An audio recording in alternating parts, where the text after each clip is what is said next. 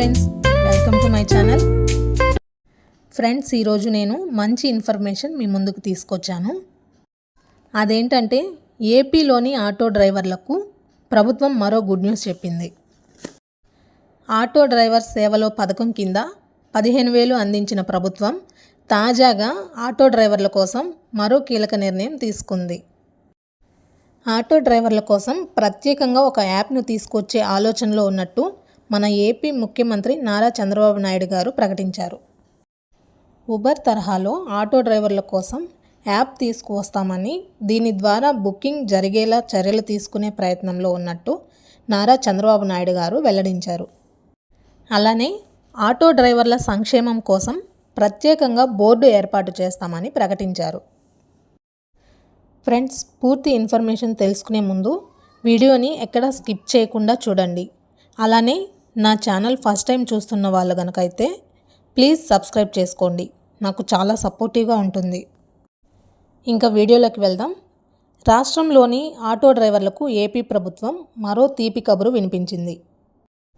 Auto డ్రైవర్ల సేవలో పథకం కింద 15,000 అందిస్తున్న ఏపీ ప్రభుత్వం వారికి మరో శుభవార్త కూడా చెప్పింది.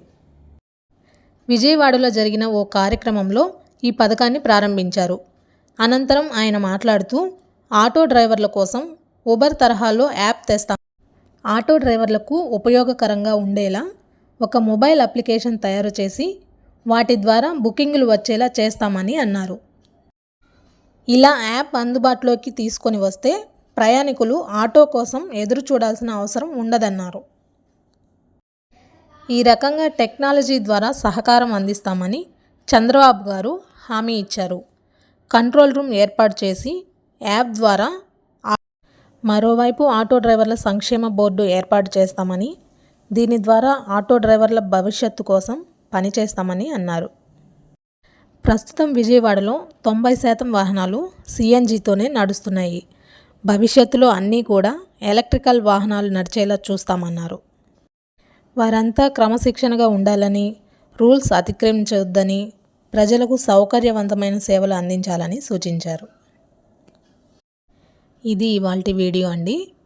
నా వీడియో కనుక నచ్చినట్లయితే లైక్ చేయండి, షేర్ చేయండి. మరిన్ని అప్డేట్స్ కోసం నా ఛానల్ సబ్స్క్రైబ్ చేయండి.